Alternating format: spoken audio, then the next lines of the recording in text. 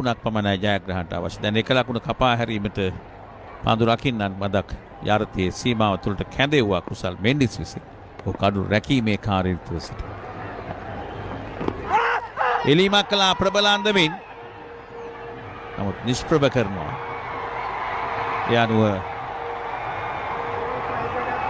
ලකුණක් කරා දිව ගියා. දැන් රිවිව් අවස්ථාව ලබා ගන්න.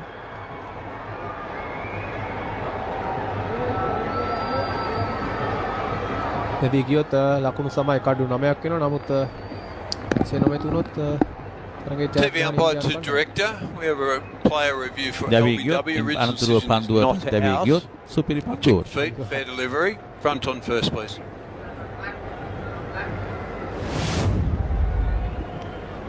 මේ පුනරූපණය පිත්තේ නොවැදුනා නම් Looks like it's beaten the bat. ආසන්න Well, අවස්ථාවක්. check with Aldridge, please. අනිවාර්යයෙන්ම සෑහෙන ආසන්න අවස්ථාවක් එසේ සිදු වුණත් ආල්ට්‍රේජ් විමසන අවස්ථාව. Going through.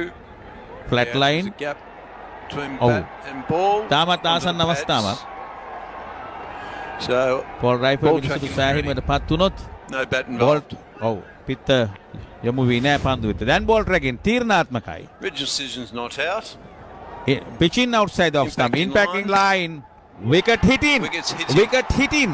දැවී යාමක්. හොඳ රිවිව් ලබා ගැනීමක්. Go back on field. ලකුණු සමයි ඉන්දීය කණ්ඩායම Ravi, I get you change ලකුණු decision 230යි මෙන්න from තීරණය not ලැබෙනවා. out to out. තමාගේ තීරණය රිවෝක් Signal කරනවා now. රවින්ද්‍ර විමල්සිරි විනිශ්චයකරු.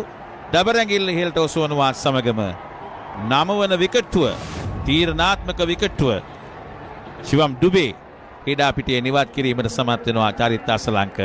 මා කිව් අනාවැකිය මේ පන්දුවෙන් දැවී යාමක් ඊළඟ පන්දුවෙන් දැවී යාමක් සිදු වුණොත් ලකුණු සමයි. සෑහෙන්න වටිනා කඩුල්ලක් ලබා ගන්න. කෙසේ හෝ තරගයේ බොහෝ දුරට ඉන්දියානු කණ්ඩායමට ඡායාග්‍රහණය සඳහා ඊට පස්තාව සැලසී අවසන්. මේ ශිවම් ඩුබේ ලකුණු 25කට දැවියන්නේ. කෙසේ හෝ මේ කොහොමද සටන්කාමී එහෙම කියන්නේ ඔබ? මා කියන්නේ බොහෝ දුරට ඊට පස්තාව සැලසී අවසන් කියන. නමුත් මා අසලංක මේ පන්දුවෙන් අනිවාර්යයෙන්. පුළුවන් කඩුල්ලක් අවශ්‍ය නැහැ. අනිවාර්යයෙන්. එසේ වුණොත් පිට තරඟ දෙකකදී සුපිරි පන්දුවාරයක් දැක බලා ගන්න අපිට හැකියාව ලැබෙනවා. ඒ වගේම සෑහෙන අගය කළ යුතුයි මේ ආකාරයෙන් තරඟ වැදීම ශ්‍රී ලංකා කණ්ඩායම ජය පරාජය කෙසේ වෙතත්. ආශ්දීප් සිං තීරණාත්මක පන්දුවට මුහුණ දීමට පැමිණ තිබෙන තරඟ 7කදී ලකුණු 34ක් වැඩිම ලකුණු ප්‍රමාණය 18ක් 230යි කඩලු 9යි ඉන්දීය කණ්ඩායම.